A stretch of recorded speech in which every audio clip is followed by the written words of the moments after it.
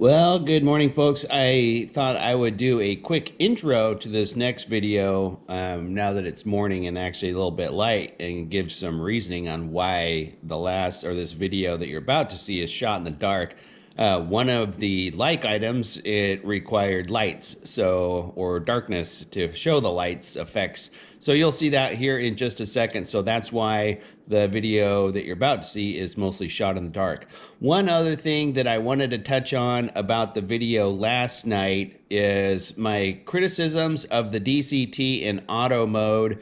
I'll give you a little bit of background about why I feel that way. Is I would say, I realize it's a sports car. I had a good short little exchange with a friend of mine, Jason Keith, and he's right. It's a sports car. It's supposed to shift aggressively, and I think that's spot on. I've never honestly owned a sports car. This is my first one. I like fast stuff. I have driven crotch rockets and fast boats and all that kind of stuff, but this is honestly, when I think back, this is my first legit sports car. I drive a diesel truck, a Chevy Duramax, and the big turbo diesel. When I go to pass somebody in that, those things literally just spin up the turbos, throw more air in there, throw more fuel in there, and they don't need to downshift because they create the torque through that extra air and fuel. And those diesels have that ability to do that, or a turbo has the ability to do that without the downshift. So when I was talking about rolling into it, that's what I mean. Like when I go to pass somebody in my truck, like it just magically creates more torque and passing power. So that's the reference line, if you will, of why I was making that comment about the DCT in auto mode. I still will hold that I really enjoyed driving the car with the paddle shifters in manual mode. That ain't gonna change. So, but like I said, give you some baseline here. This is the first real true sports car I've had and driven, so I guess that is the way they are supposed to shift. So anyway, enjoy the upcoming 5, and it's here a little wink wink, 6 things that I love about this car. All right, folks, you just heard my 5 dislike items. Again, very small minutia type deal there. So now it's time to talk about 5 things that I absolutely really like about this car. Again, I'm staying away from the big items like the overall car, things like that. I'm focusing on little tiny things that kind of surprised me or I didn't know about.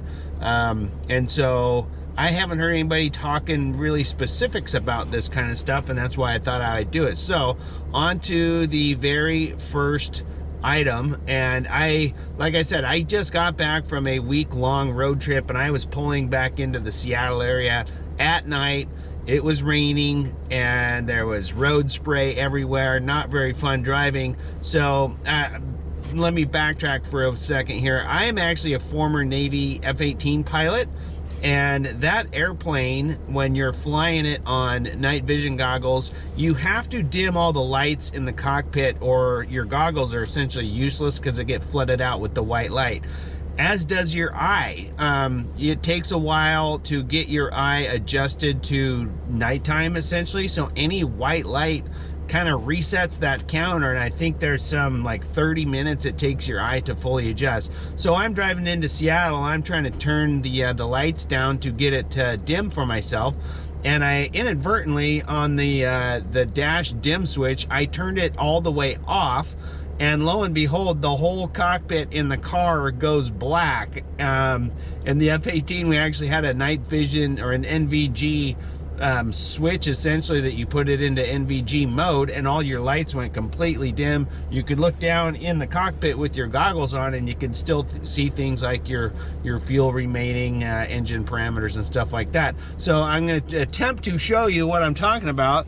And so here is the dash, like you're driving down the highway daytime. This is what it looks like when you take the dimmer switch, and by the way, it's down, you can't really see it because it's too dark, down by your left knee.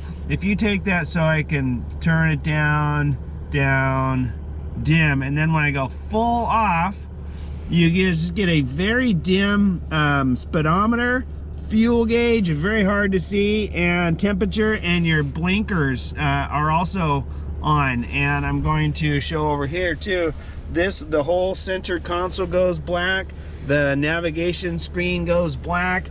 So let me turn this back up.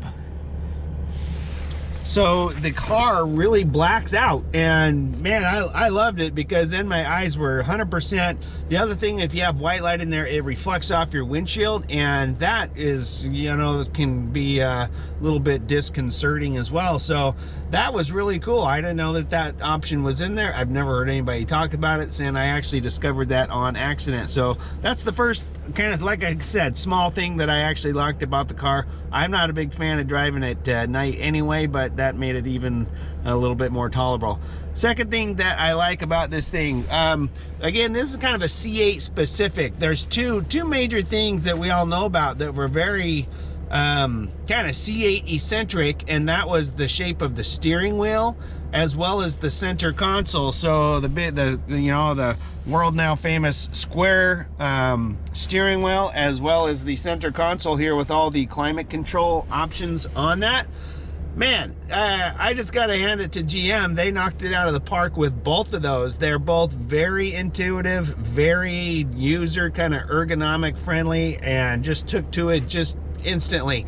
I had my girlfriend with me, and we're driving down the coast, and I asked her, hey, do you feel kind of isolated over there with this big barrier in between? And she said, no, not at all. I've got my controls, and the passengers temperature controls are down here, the drivers are up there.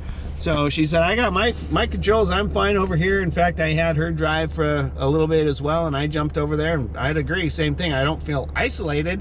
It's just a different design, and I gotta hand it to GM. I think they knocked it out of the park and kind of thought outside of the box with something new with that. So that was something I didn't know what I was gonna think about driving with a square steering wheel, but it's totally intuitive.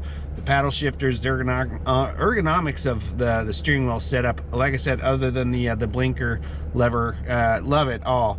Another thing I really like about this car is the display options, and I'm going to show you again. I'm going to come in here. This is dependent on your driver mode, so it changes. Like right now I'm in weather mode, and you can tell that by the snowflake that's down here on the very bottom of the display.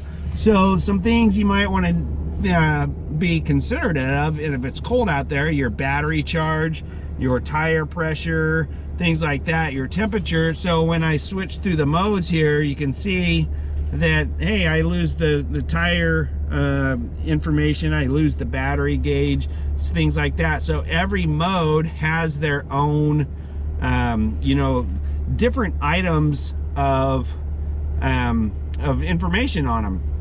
So you go all the way to track mode, it blacks out for a second, then it pops up into that mode. So I'm gonna go back just so I can show this. I'm gonna go back into touring mode, and then watch this here. You can set it so that automatically changes if you have it set up. So when I click on the display design, there it is. It's linked to the driver mode, or you can scroll through these and you can have it. I like actually the track, so I'm going to hit the track button, and now even though I'm in touring mode, I get the track display, and it locks that in for whatever driving mode I'm in.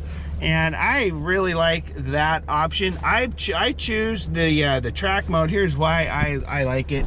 There's just more information on the engine that I like. You get the upper left hand corner, you get the oil pressure, then your transmission fluid temperature, your oil temperature, your coolant temperature, your tire pressures and temperatures and status of those. So I really like that option. I like having the track mode up, and so that's what I've done. I've locked it into the track display.